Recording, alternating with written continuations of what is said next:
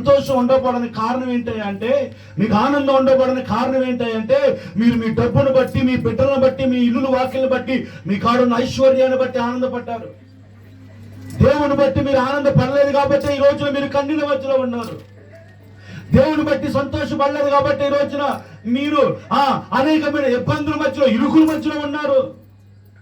నా ప్రియమైన దేవుని బిడ్డలారు, ఈ రోజు వాక్యం వింటున్న పరిశుద్ధ ఆత్మ దేవుడు తెలియచేస్తున్నాడు.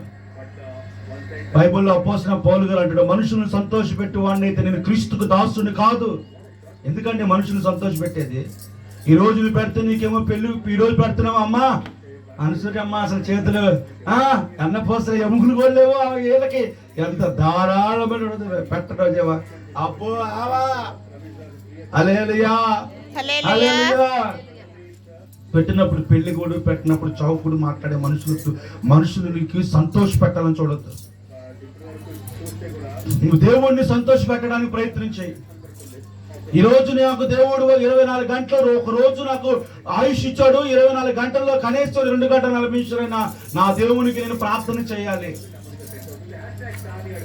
ఈ రోజున నాకు పని చేసుకుంటే రోజుకి 1000 రూపాయలు ఇస్తున్నాడు, కనీసం ఇందులో నుంచి ఒక 100 రూపాయలను తీసి దేవునికి నేను ఇవ్వాలి. ఈ రోజున నాకు బిడ్డల్ని, 4 బిడ్డల్ని లేదా 3 బిడ్డలు ఇచ్చాడు, ఒక్క బిడ్డనైనా నేను దేవుడికి అప్పచెప్పాలి. ప్రైజ్ ది లార్డ్ హల్లెలూయా.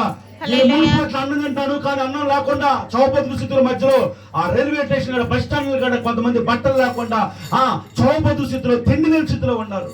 ఒక ఆయన క్యారీ బ్యాగులు చుప్పుకొని తింటున్నాడు. కొన్ని సందర్భాలు మీరు గమనించండి. మరి వాళ్ళకి నేను తినే 3 రోజులు 3 పూట్ల అన్నంలో ఒక్క పూట వారంలో ఒక రోజైనా, ఒక పూట అయినా కానీ వాళ్ళకి ఒక ముద్ద పెడితే బాగుంటుంది కదా. అది దేవుడికి సంతోషం, అది దేవుడికి ఆనందం. అప్పుడు మీరు అసలు అక్కడ దాకా ఎందుకండి, మీరు వెళ్ళే ఒక వ్యక్తి ఒక 20 రూపాయలు 10 రూపాయలు ఇవ్వండి, మీకు సంతోషం లేకపోతే నన్ను అడగండి. చెప్పండి కూడా హల్లెలూయా. మీరు 100 రూపాయలు పెట్టి బిర్యానీ తినండి, లేకపోతే 200